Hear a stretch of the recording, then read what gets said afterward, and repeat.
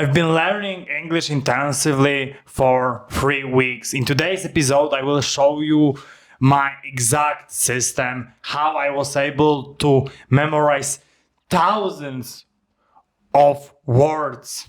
I use this method to master words in English and Russian. Before explaining you the exact method, we need to talk about two things. What are the sources of words that I've been learning? And the second part, why I use Anki. Because this part is crucial for understanding why you can memorize thousands of words. Let's move on to sources of words. The first one are frequency lists. You can find many of them, and you could encounter something like that 100 the most frequent words, or 3,000, 5,000, even 10,000 words for C1, C2. I tapped into websites with random vocabulary. I got random words that I could use, and even sometimes it could be weird vocabulary, but it has turned out to be actually so beneficial because I could acquire a lot of new words. And the third source that is so beneficial is input. You can take these words from your input from YouTube or audiobooks or even articles.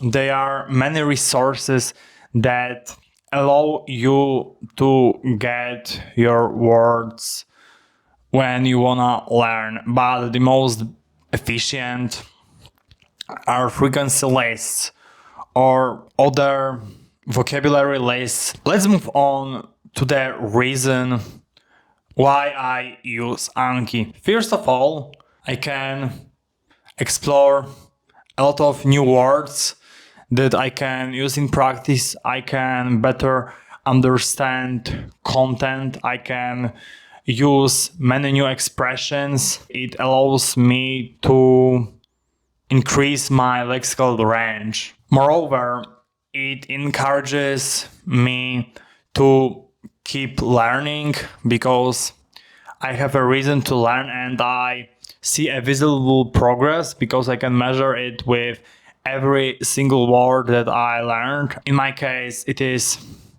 measuring every single flashcard that I've created. It is a good motivator to see the progress. Anki gives you one huge benefit when it doesn't require so much energy to start learning, because you can use this app on your phone. You can do it during commuting or even when you need to wait for something. There are many opportunities, and usually reviews take 10 to 50 minutes. Let's move on to the exact method that I used to learn thousands of words. So the first step is to gather all of these words that you want to learn, and it should be put in an Notion page or Excel sheet. It should be a place where you can have a lot of words in a list that you are gonna learn. And then you are gonna create many sentences with them. The next step is to put them into Anki. I show you on the screen how flashcards should look like, and they should be really simple. It shouldn't be overcomplicated. It should be one word, and you shouldn't try to overcomplicate words because it doesn't help when you wanna learn. It is the exact method that I used. And it is so simple, but it would be useful to know a few insights about it, because I feel like sometimes people can go crazy because they could have no idea how to do it. Now I can share you with you my insights about what you actually should do. So it's important to know that reviews should last 3 to 6 seconds per flashcard. Then you should have a thought and you should guess. You shouldn't think and ponder about it. It should be an instant reply.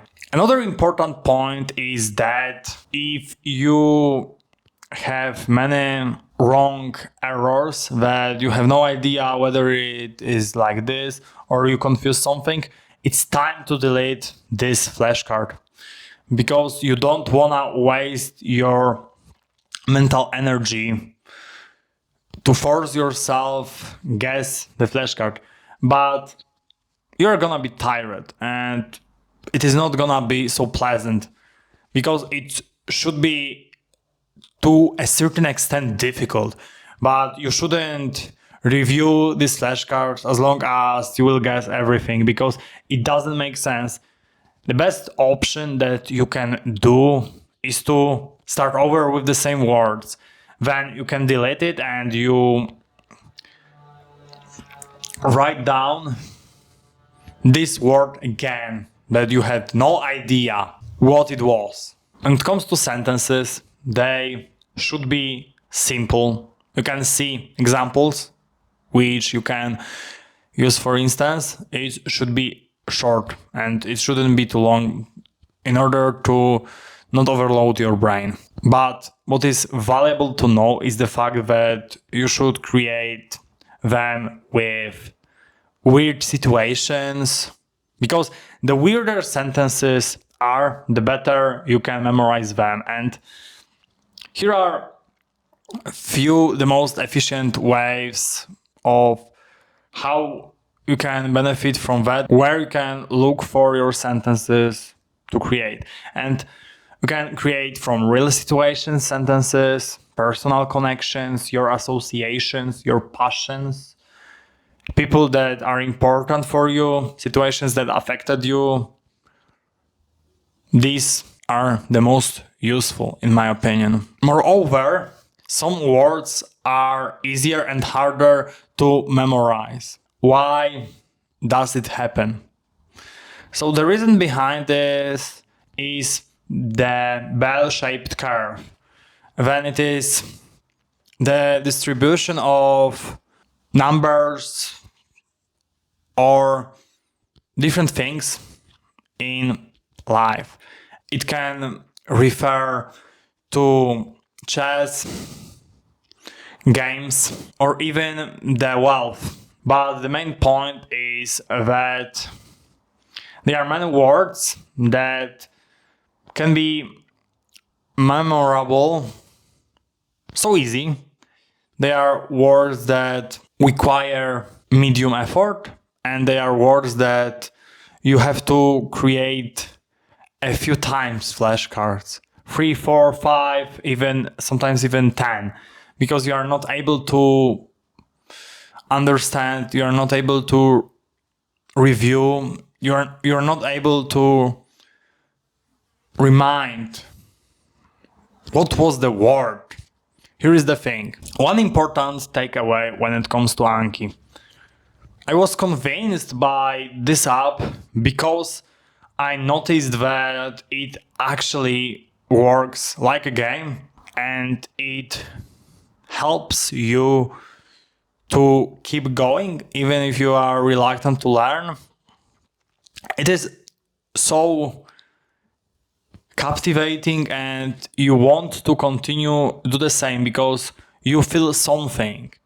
It is the thing, and it is a tool that allow you to learn a language without even realizing it.